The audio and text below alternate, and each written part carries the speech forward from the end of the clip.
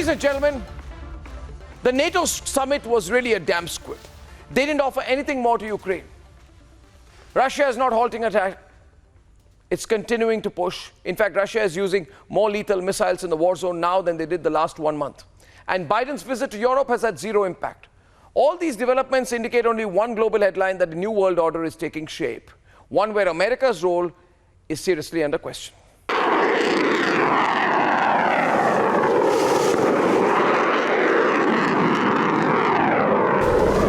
Russia said it had achieved strategic objectives in Ukraine in phase 1, but the missiles continue to pound Ukraine on a day when Joe Biden is in Poland.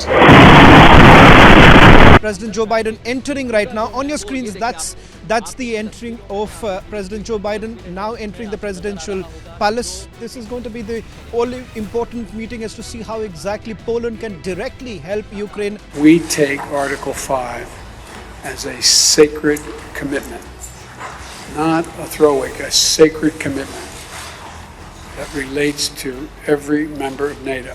Joe Biden for now says he won't interfere, something that even NATO confirmed over the weekend. Allies have provided support to Ukraine for several years, and we have stepped up with more military support, financial support, humanitarian support. US has presence in Poland, but that's as far as they will go for now. What you see just behind me is the 82nd Airborne Division of the US troop that has been based here in Poland. This is the very troop that's based near a Polish city, which is about 60 miles. On your screens right now, these are images of the 82nd Airborne Division of the US troops. Joe Biden has attended the NATO meeting. He has visited Poland and even visited refugees. Hey, no. Oh, no, he's ours. Oh, no. Robert, let him in. Take it. 80 kilometers away from the Poland border, an attack on Lviv. As NATO fails to stop the bombings, Russia is not pulling back. Пресловутая культура отмены превратилась в отмену культуры. Из концертных афиш вымарывают Чайковского, Шостаковича, Рахманинова. Так запрещаются и русские писатели, и их книги. Последний раз такую массовую кампанию по уничтожению неугодной литературы почти 90 лет назад проводили нацисты в Германии. Across the world, nations are seeing a rapidly changing order. Saudis are being hit by the Houthis. And North Korea has launched the biggest ever missile in human history.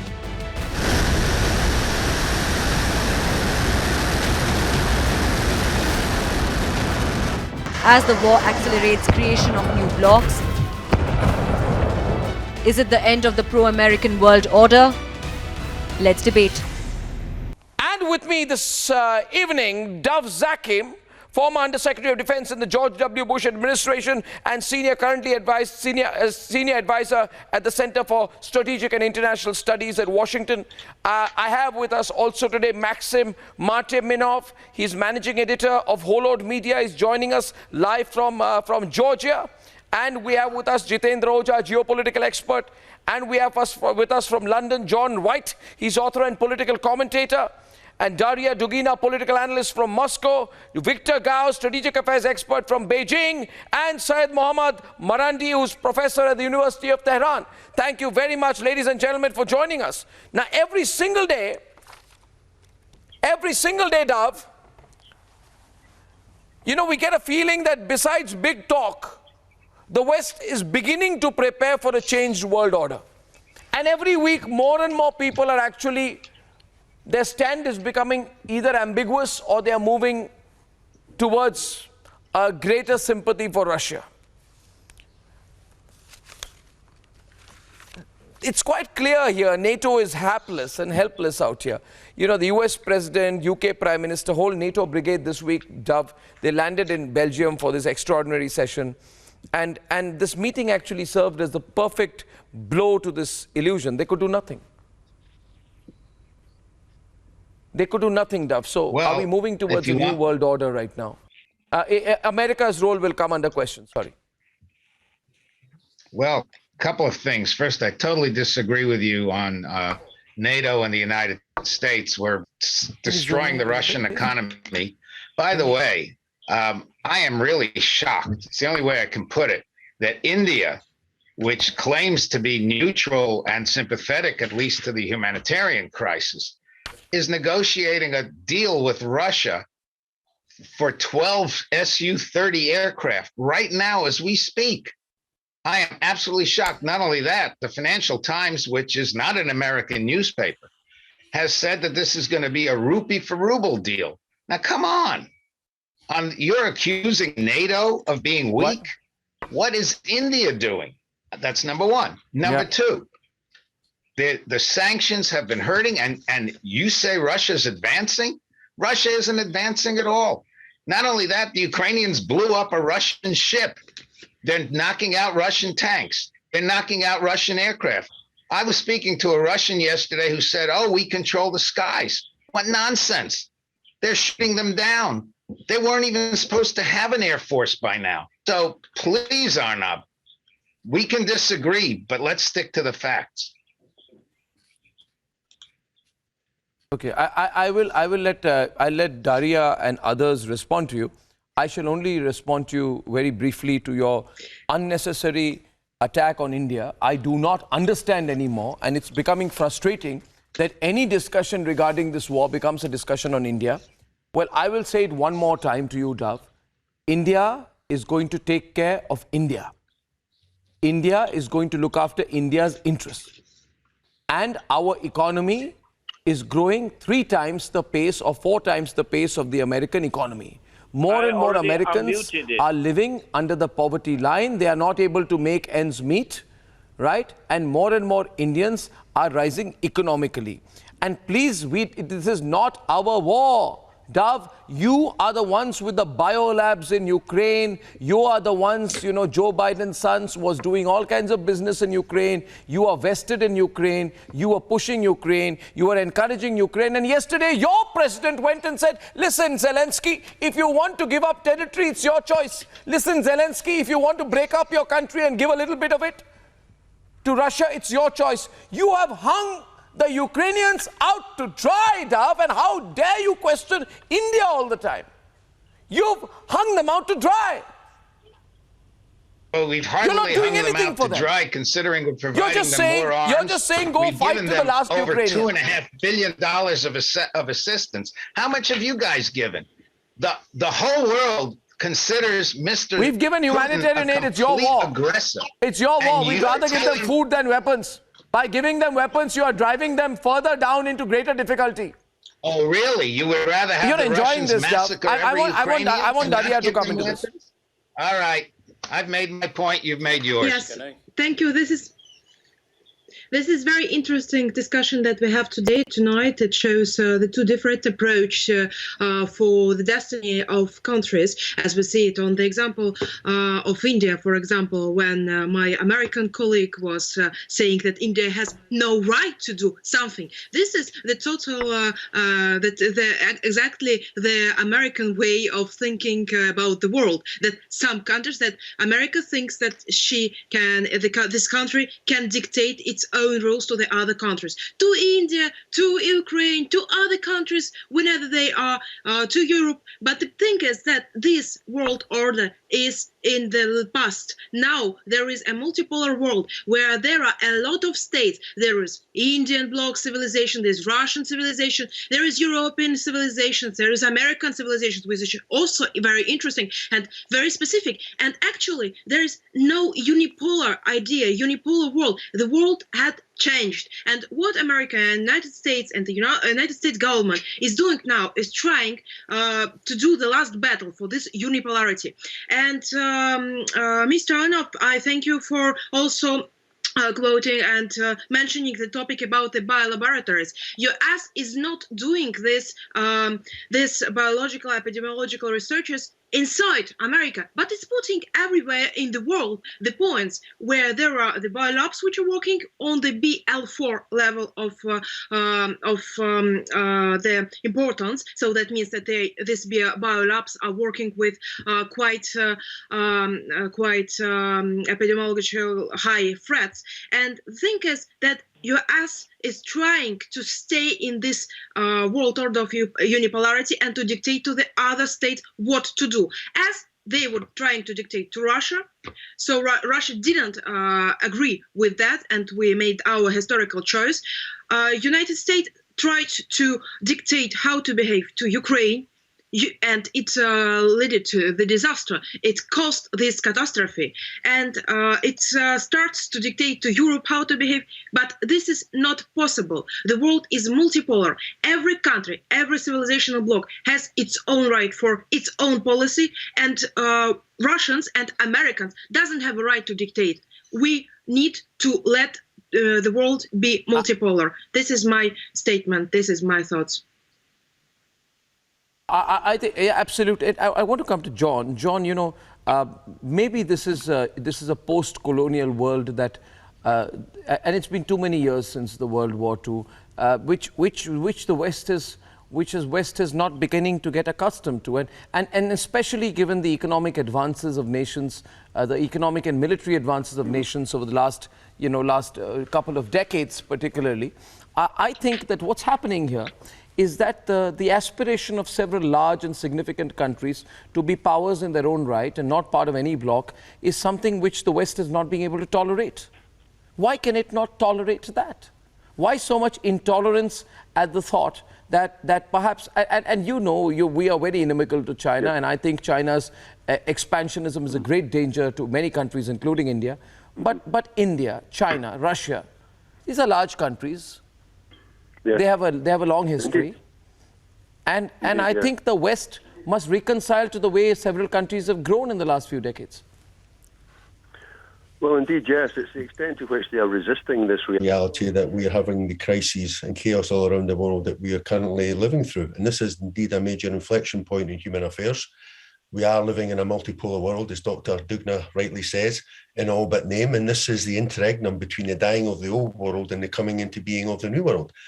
Countries such as Russia, they assert the right to have their own foreign policy and their own legitimate security interests taken note of. And that is precisely the problem, because for Western ideologues, the West is a latter-day Roman Empire, and Russia is a latter-day Carthage. And as Cato the Elder, the famed Roman statesman, is said to have said after every speech in the wake of the Second Punic War, Carthago delenda est, Carthage must be destroyed. And if you substitute Russia for Carthage, you get the ideology that's driving this war. From the Kremlin's point of view, this is a defensive war against NATO's eastward expansion. If you look at the NATO map in Eastern Europe, it's a dagger pointed at the heart of Moscow. This war could have been averted, and the escalation, the rhetoric, and the way that this war fever has gripped the West is quite unprecedented. I've never seen anything like it. Any lingering semblance of impartiality and propriety on the part of Western mainstream media outlets has given way to open cheerleading for Ukraine and using Ukraine as a cat's paw, using Ukraine as a proxy to the detriment of the country and to the prolonged suffering of its people. It really is revelatory how this has played out. And we are seeing, as I say, a major inflection point. India, Iran, Russia, China. And, you know, they're trying to say that the Russians are losing this war. Well, let's look at what's happened on a wider level. Iran has received payment of the £400 million debt owed by the British since the 1970s. Russia has established the ruble as an international reserve currency. It's growing closer and drawn deeper ties with China. And there is a sense that the global South understands that the West no longer has the answers to the challenges of the 21st century. And this is accelerating the schism that was already underway between East and West. And I think when this is all over, it's a tragedy for the country, a tragedy for all those people losing their lives. But when this is all over, the world will be in a much better place. That is providing that there is de-escalation and reasoning starts to take place of the war fever that currently has the West in its grip. Indeed, yes. If you look at world history, the prolonged periods of peace and stability have come when there's been a balance of power.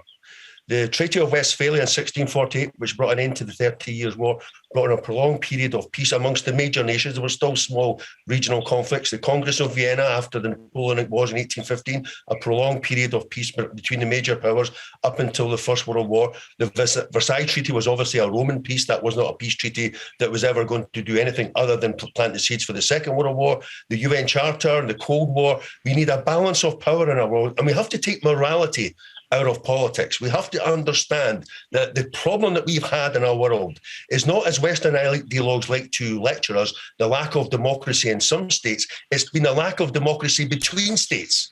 And the Western Bloc, since the demise of the Soviet Union, has arrogated more and more rights and power to itself, to the point where national sovereignty is not something that's enshrined in the UN Charter of 1945, but is a gift of Washington to be given and to be taken away on its whim. This is a result of the lack of balance of power, and it's been a carnage since the demise of the Soviet Union, because after that event, the West looked upon the world as a vast banquet upon which it was entitled to feast. And by God, has it feasted. We've just marked the NATO campaign against the former Yugoslavia, specifically Serbia, its 78-day bombing campaign between March and June 1999. Civilian targets targeted, bridges, railways, water processing plants, power plants, even the Chinese embassy. So we'll take no lectures from Western ideologues when it comes to what's going on in Ukraine today. Thank you very much. Oh, that's very, very lucidly said. You know, Dov, and Maxim in Georgia, and maybe Marek wants to come in on this. Maxim, this is the reality. It is a multipolar world, and I think America is well over its heydays. And for countries like Georgia, I'm sure for countries like Ukraine, it is time to realize that just, getting used by America is going to do them no good, because the New World Order cannot be denied anymore. I'm not talking about the morality of the Russian invasion. Don't get me wrong, Maxim. I believe that much of what Russia is doing is morally wrong. The kind of attacks that there have been on civilians, the casualties, is morally wrong. But if you look at a larger perspective, then a pure survey of the world speaks for itself. For example, Assad is visiting the UAE while bin Zayed says that we will bolster Russia. 40 countries did not toe the American line at the UNGA. There is a serious bloc emerging between China and Russia, right? And Venezuela, Nicaragua, Cuba, all deepening ties with Russia. Oil exporting countries, OPEC is with Russia. So America has completely failed to isolate Russia. What does that indicate, Maxim? Yeah, hello, do you hear me all right? Yes, very much. Great. So when we talk about multipolar world, to me, it's always been that way. I mean, ever since the end of the Cold War, when bipolar world collapsed, as Soviet Union collapsed, there's been global powers or global blocs in the world that I wouldn't say dictated something to someone. I mean, when we talk about politics, sitting in our comfy homes and offices, there are people dying, people being bombed. Just 2 days ago, a friend of mine, Russian journalist, was killed in Kiev under the Russian bombing. So many of my family live in Ukraine, and they either fled or in shelters. So I wouldn't say U.S. Failed in isolating Russia. I can see it is isolated. And when we talk about this block between Russia and China, I can see China as a global power. But even though I am Russian and I'm proud to be Russian, it's as a Russian culture, not as a Russian politics. What can Russia actually offer to China? Yes, Russia has oil and natural gas, but what else? Military? I can't see a great success in military invasion of Ukraine by Russia. So what else? Technology? Russia doesn't have any technology. We don't do even microchips for, I don't know, anything. The biggest automobile factory in Russia is now suspend production because it is heavily dependent on electronics, which Russia doesn't produce. What else doesn't Russia produce? Nothing in technologies is produced. There were big talks about Russian mobile phones, smartphones, about Russian pads as an iPad. It's only talks. In decades, it just talks about how great Russia is. But when it comes to reality, we can't produce any sort of technology. Even our military that President Putin is so proud of, well, at least used to be so proud of, with parades on a Victory Day each year, where is it?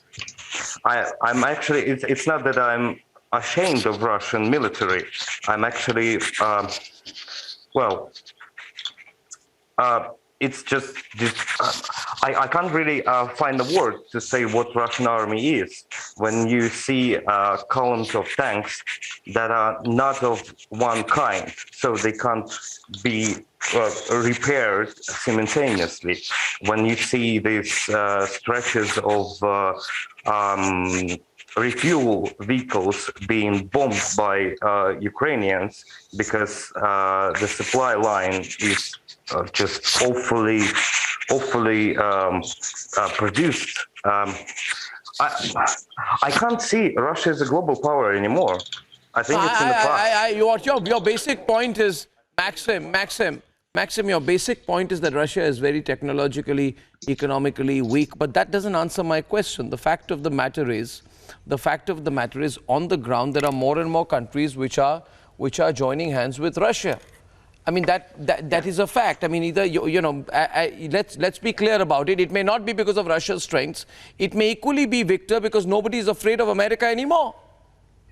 America's heyday is over. America's sphere of influence is being questioned. North Korea is testing ICBMs. Iran has undermined American sanctions. American sanctions have completely and utterly failed against Iran. Am I right? Am I wrong? Mr. Professor Marandi is there in Tehran. He's joining us today.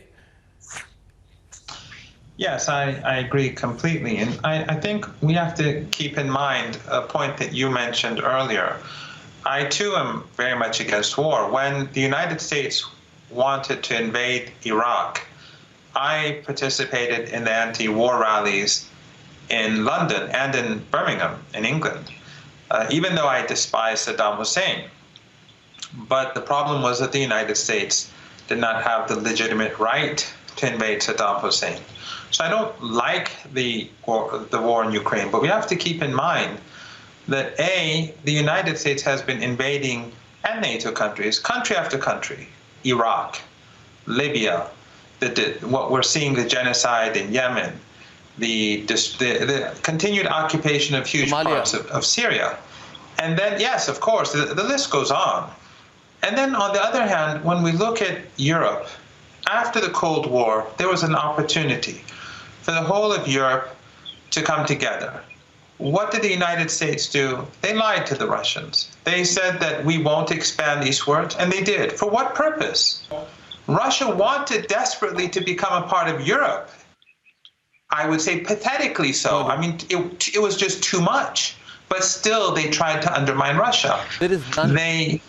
Then as they went eastwards, then the coup in Ukraine, the biolabs, as pointed out, the support for Nazi groups, the same thing that they did in Syria, the same thing that they did in Nicaragua by supporting those Contra-fascists in Nicaragua. They supported ISIS and Al-Qaeda, the same extremist terrorists that now they're supporting in Ukraine. Obviously, all of Ukraine is not Nazi, but neither was Syria. These groups are so vicious that they intimidate the rest of society. So when the United States is constantly invading country after country, when it is trying to provoke countries like Russia or undermine countries like Russia, how in the world do Western countries and NATO countries expect us to have any sympathy for them?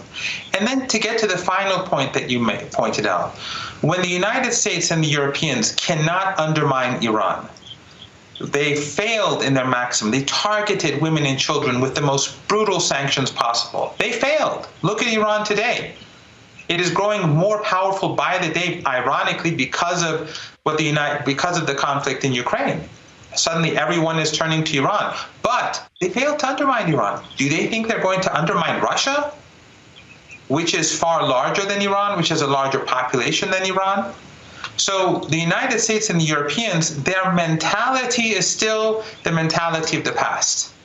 They feel that they're exceptional. But the world sees things differently, and the world also sees the United States and the Europeans as not being nearly as strong as they used to be. So I think what is happening is that the United States and the Europeans, by pursuing these policies, they are quickening the relative decline of the Eurocentric global order. It's happening very fast out here. I completely agree with you. I think look, the number of countries that are actually, taking on this whole American approach. Even Bangladesh, by the way, Dav, even Bangladesh is saying, to hell with all the pressure from America and NATO. We are going to do business with Russia. We are building a nuclear power plant with Russia. We are going to continue to build the nuclear power plant with Russia. We'll do business in nuclear power with Russia. They basically, even Bangladesh has said, to hell with the Americans. To hell with NATO. And doesn't that reflect something, Dav? Everybody is saying that now.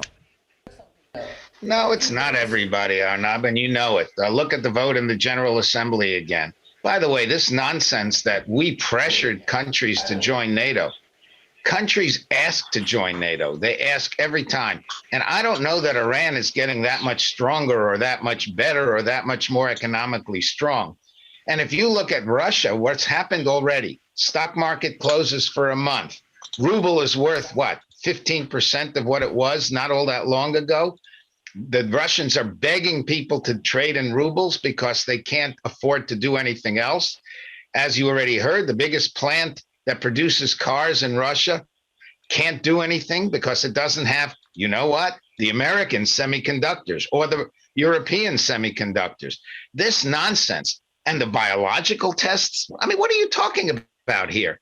Nobody seems to be talking about the fact that Russians have invaded Ukraine, that the Ukrainians are begging for more and more equipment, that they are fighting in a way that nobody expected, that they are defending their homeland. You want to take morality out of politics? Fine, take morality out of politics and then go ahead and kill whoever you want to kill.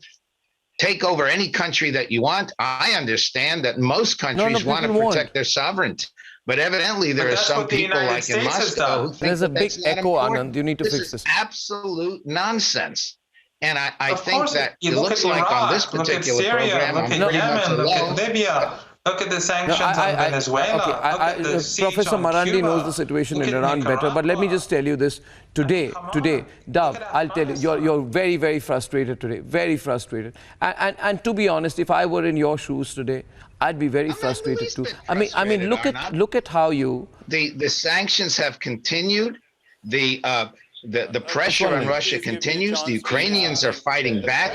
They're blowing up Russian tanks. They're shooting down Russian aircraft. They're blowing up Russian ships. They're destroying Russian facilities. That's not the United States. That's Ukraine. So, look, Arnab, you can look at it the way you want to look at it, but I don't think the reality agrees with you. Where are you getting all this from? You've been seeing too many American movies. Not at all. Not in the least. You've been seeing too many Russian movies. Yeah. Jitendra, I'm coming to you. I was just telling Dav there that he's living in an alternative reality. I just gave him the example of Bangladesh. He refuses to accept it. And Jitendra, clearly the US advantage is waning. But before I come to you, I just want to get Victor into the debate here quite clearly. Victor, the Americans believe everything is going their way. When this is done and dusted, Putin will be out of a job. Russia will see a regime change. China will be diminished. India will coolly and calmly listen to whatever Biden is saying. That's the reality that they are living in. The reality that I live in is where even Iran did not get affected by their sanctions. Yeah, Victor, would you like to come in? Thank you. Thank you very much. This is Victor Gao. Before I answer your very important question, let me just share my view with my American panelists. Do you know how to deal with a country like India, a great country, a very long civilization, one of the largest populations in the world? Let me share with you my view. Always deal with India with respect. Treat India as an equal. respect India's independence of decision making. Don't try to impose your view onto India. Why? Because the Indian people will simply not accept that, because they are a great people with their own brains, and don't impose your brain onto them. Now, as for the future of the world, I think the future of the world will be multilateral, rallied around the United Nations. And the fact that Russia, China, the United States, UK, and France are the 5 permanent member states of the United Nations Security Council is because of what they did in defeating Nazi Germany in the Second World War and in defeating Japanese fascism in Asia in the Second World War. I think this structure so far has prevented the outburst of another world war. We should be happy about this. I'm worried when I hear President Zelensky mentioning if he cannot meet with President Putin of Russia, there will be the Third World War. We don't want to be hijacked by this kind of threat of a Third World War. Third World War will serve no one's interest. I don't want to see America, China, Russia, United Kingdom, all the NATO member states destroyed in the Third World War. The Third World War will be a nuclear war.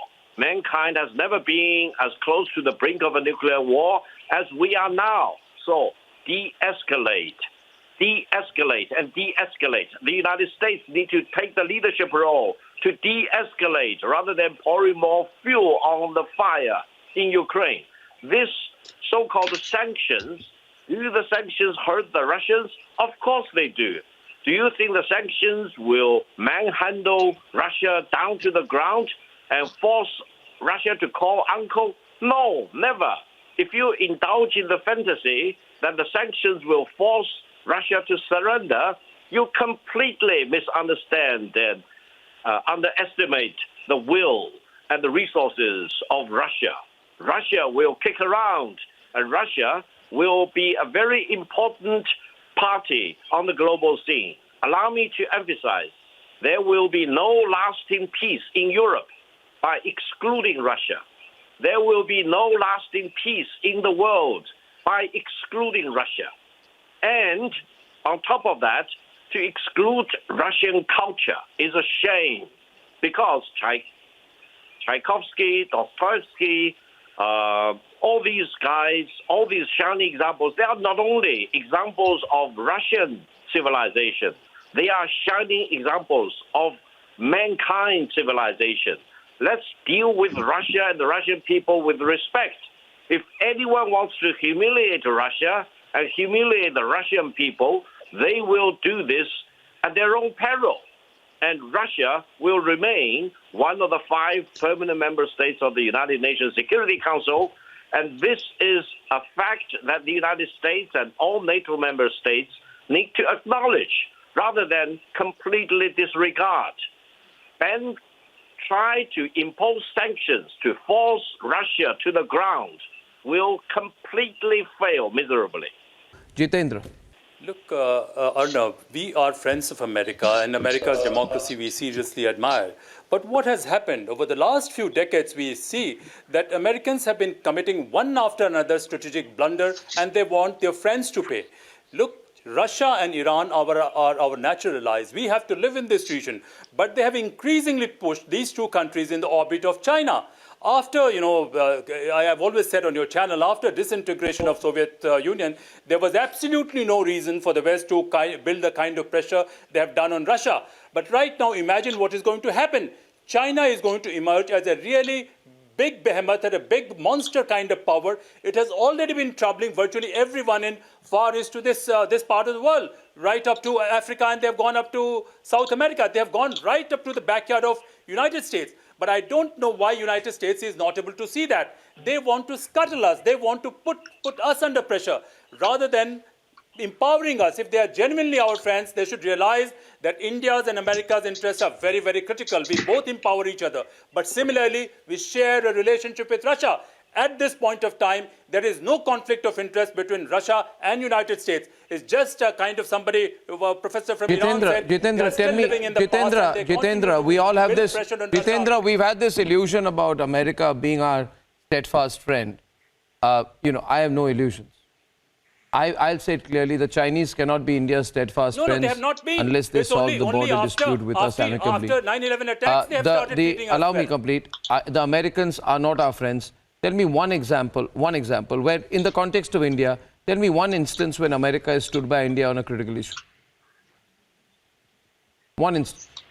When America has stood by India on an issue that matters to India's national interest. This is not me.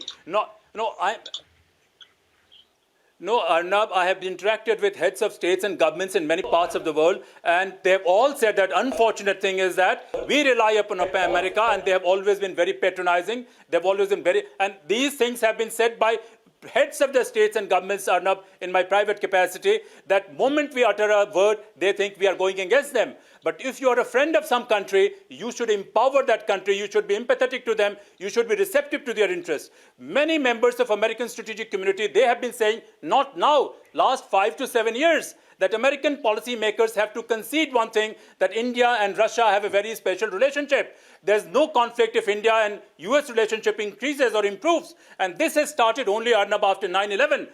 Till 9/11, virtually every American Secretary of State has been referring to Pakistan-sponsored terrorism in Kashmir as kind of freedom struggle. They have been promoting all shades of organized crime in name of Islam. Only when it started hitting them, they shifted their position. But this is what we would like our American friends to realize. I think Jitendra, the fault of American foreign policy, which is coming to bear upon it, and I want to go back to John on this, is the fact that they do not have a strategic view of the world. They have tactical and transactional relationships. And I forget the exact phrase which John used when he referred to, sort of sharing the spoils, John, of the post-World War II era. They had it too good for too many years. And I think that period is coming to an end. You kept referring to the word, John, inflection point. Besides, if Ukraine had not happened, would the world order have changed anyway? Well, as I said in my previous remarks, the world was going through this schism between East and West, but in a gradualist way. China's growing economic footprint and with it geopolitical heft, Russia's strategic assertiveness, its operation in Syria was a game changer, and that was a military success. So the world was changing. Unfortunately, we're having to go through this conflict as an acceleration point in that change. And may I just make the point about the conflict, because I am not cheerleading any conflict, but it's incumbent on all right-thinking people to get to the roots of any conflict, to get to the causes, so we can try and avert. And the cause of this conflict is undeniably Western aggression towards Russia in the form of NATO expansion eastward, as another one of your guests rightly said, Mr. Morandi, in defiance of pledges that were given to the Gorbachev government, the last Soviet premier, in the wake of the demise of the Soviet Union and in the process of the reunification of Germany. But here's the thing. Mr. Zelensky was elected in 2019 on a huge mandate, 73% majority, pledging to restore ceasefire between Ukrainian forces and the breakaway separatist republics in the Donbass. And he also pledged to implement the conditions of the Minsk I and II agreements of 2014-2015. He failed to do that. He actually reversed and he resigned from that, and he became more Catholic than the Pope in his anti-Russia stance. And I strongly suspect that he has been whipped into control by neo-Nazis within the Ukraine's political and security establishment, and also externally has been put under pressure by Washington, who insist on using Ukraine as a cat's paw against Russia. That is the proximate causes of this conflict. I totally agree with you about things being far more complicated than just white hat, black hat. But if Russian military is liberating Mariupol, why is it bombing it? Why civilian houses are being bombed? Because of neo-Nazis stationed there? The Azov battalion have been deploying in residential buildings, upper floors of residential buildings. How big is Azov battalion? And the Russian forces are... Sorry? Pardon? How big is Azov battalion? How many people it has about, I believe it has 900 soldiers, volunteers. So it's only 900 men in Mariupol holding it, and so Russian military it's not only the Azov battalion, but they are leading the resistance in Mariupol, and they're doing so using civilians as human shields, and that is coming from residents. what is Ukrainian neo-Nazis? Who are they? Well, these are people who hold to the view. Well, let me talk about that. There is undoubtedly a problem with Nazi ideology in Western Ukraine that goes all the way back to the Second World War, where there was mass collaboration with the Nazis because they saw the Nazis as liberators from Stalin and Soviet communism. The same with the Baltic states. So, as I was saying, their national hero, Stepan Bandera, was a fascist and a Nazi collaborator, and so this unresolved history is playing into this conflict today. And those who don't learn the lessons from the past are doomed to repeat them. And that's the problem. And so there is an unresolved history of collaboration with the Nazis. There was a specially constituted Ukrainian SS battalion formed in 1941, the 1st Galicia, and there was 35,000 volunteers in the Ukrainian auxiliary police, which was established by Heinrich Himmler in 1941. And they were responsible for the atrocity of Babi Yar in 1941, when 30,000 Ukrainian Jews were slaughtered just outside Kiev in the course of 1 week. It was the single largest atrocity. That's absolutely true. That's verifiable. That's verifiable. Ukrainian auxiliary police under the command of the SS. Firing squads were German. No, they were under the command of the Germans. Ukrainian auxiliary police. Collaborators were everywhere in Europe, in occupied territories. Everywhere. Yeah, but not to the extent they were in Eastern Europe. And Belarus, not to the extent they were in Estonia, France, Belgium. I can continue. Not to the same extent. Whatever our differences of perspective are, as they were in Eastern Europe. Whatever our differences of perspective are here, if I can go back, if I can just take you back for a minute. My question is this. We started with the point of whether we are moving towards a new world order. It's quite clear to me, Victor, that the intent here, at least on the Russian side, is to create or facilitate the establishment of a new world order. It's quite clear to me that Iran feels the same way. It's quite evident to me that even India feels the same way. At least Indians, a lot of Indians feel the same way.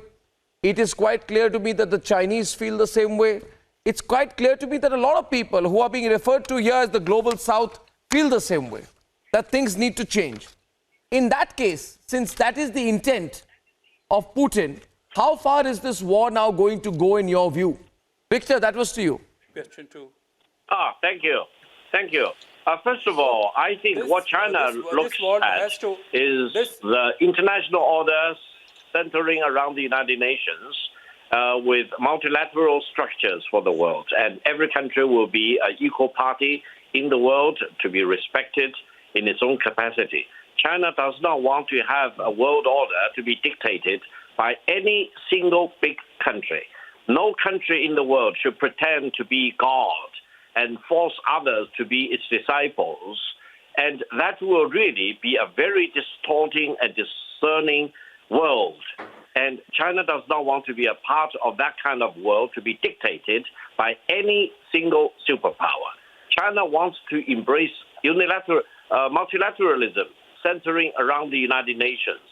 And I think that's a better world order, and that's a world order where every country, big or small, will be able to exercise their own independence of judgment and be their own masters, rather than being forced to be running dogs of any big single superpower in the world. Yeah, but what happens to this present war, Daria? I mean, is Russia going to stop at a point where it feels that it has achieved its territorial objectives, maybe to redraw the map of Ukraine? Yes, I'm listening attentively. Thanks. Yeah.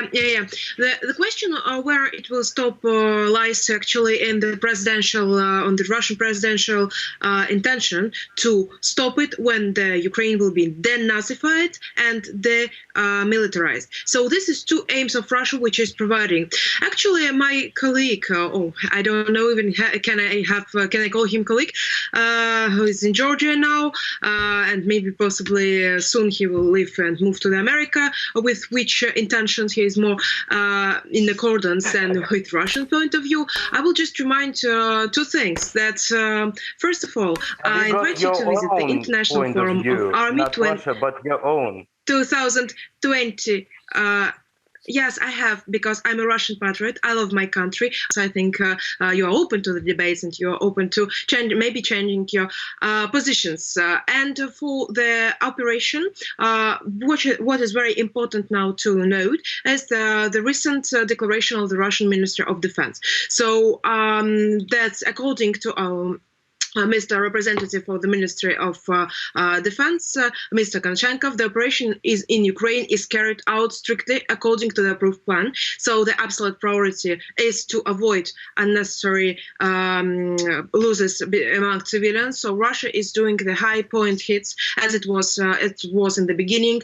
All the things I wanted also to note, the facts which are usually used by our American colleagues or the European media, they need to be fact-checked. This is very important because if in geopolitics, if in geography, we are now passed to the multipolar world and we understand that, we have also one important thing to speak about is the sovereignty of the media. Because as we know, the conflict now is largely invaded by the fakes, and the American, for example, central media are now not doing exactly the fact-checkings. It's absolutely understandable because when there is the conflict, when there is a lot of news, that's not very easy to check what is going on on the region, especially if they don't have their own correspondents. But when we say something, even as it was mentioned by my colleague, about the bombing by Russia of civilians, of the residences, please, let's speak precisely. Where, when, what concretely? And please, we need to understand the context. That the thing is that the battalions of neo-Nazi groups and Ukrainian army as well was using, as it was using in Syria, the residences of civilians in order to install their own basements. And it was the same with the Mariupol theater. So we need to understand that every news, every fact has to be checked. And we need to understand that if we come to the multipolarity in the geopolitical sphere, in the political sphere, then we need to be very attentive also in the media. And here it's also the importance of the debates and of the analysis, strict analysis of the facts. Because this is not correct to say Russia is bombing civilians, or for example, even US is bombing civilians. Yeah, I think another aspect. I think another aspect which comes out. Yeah, I think another aspect which comes out, and I think I had mentioned this very clearly, Daria, when I had come to Moscow at a Russia Today conference, that the role of the media also becomes very clear because there's been a lot of brainwashing, Jitendra, especially over the last 5 or 6 decades, where one section of the media, there's been complete hegemony of the media from the West, and that has been fed to the world. And that is why people, even in America, disbelieve the fact that there is an alternative view. I mean, we are talking here about the de-dollarization of the world. We are talking about, rupee, ruble exchanges. We are talking about the yuan being used perhaps as the currency for oil transactions. We are talking about even Venezuela setting terms for America. And if you ever were to tell an American this, he would look at you and his jaw would drop. He wouldn't believe it because they've been brainwashed. And that's why I'm finding it increasingly difficult to get across to the Americans and explain to them that perhaps their understanding of what is happening in Ukraine is completely flawed. It's the kind of understanding that's a CIA-fed understanding. And the American media has plain vanilla played that, escalated it. It's embedded journalism of the worst kind. And I think the Americans are not seeing what's coming next, Jitendra. I know you feel that we have a good relationship with America. Yes, we do. We should continue to have. But the Americans are not seeing what's about to come. I am clearly seeing, Jitendra, a great change in the global order within the next 12 months, without a doubt. And I think the long term, the recalibration of the global order is also the only way for India to get its due, to be a member of the Security Council, to have its due as a major player in the global order. Jitendra. Yes, America has to realize that issue at stake is not America's ascendance over the rest. The issue at stake, you pointed it out, Arnab, has to be a better world, a safer world where people across all these divides can grow. But I feel American strategic thinkers are obsessed with this Cold War mentality, unipolarity and things like this. Once we consider them as leaders of democratic world, certainly there has been a change in their position since 2001. But one thing for India, when they come to deal with India, I'm very glad one of the panelists said that we have a very long history. Yes, because of our humanism, pacifism, two forces have managed to trouble us. But at this point of time, we have been a voice of sanity. We have been having a moral power when we spoke about all the post-colonial democracies and all the downtrodden people. But right now, they have to see that we need a world order where everyone can stay, everyone can thrive, and it's not about domination of one race over the another. And from this point of view, we are a democracy. We have sustained democracy under most adverse circumstances. West as well as America, especially America, they have to respect this thing because democracy is inbuilt in our values. It is inbuilt. Humanism is inbuilt in our values. That is not the case with two forces who are somehow confronting us. We would still like best of relationship with them. But at this point of time, America has to change its way of leadership and America has to empower India. It has to be more receptive, not only to India, I would say entire world, Arnab. Well, it's going to be very interesting next 1 month. I hope the conflict ends. But clearly, this war is the point where things begin to change globally. I don't see the war ending, but I know that when it ends, the world is not going to be the same again. Thank you very much, gentlemen. Thank you, ladies and gentlemen. That was fantastic. And viewers, with a promise to see you on Monday at 9. That's it for tonight. Good night and goodbye.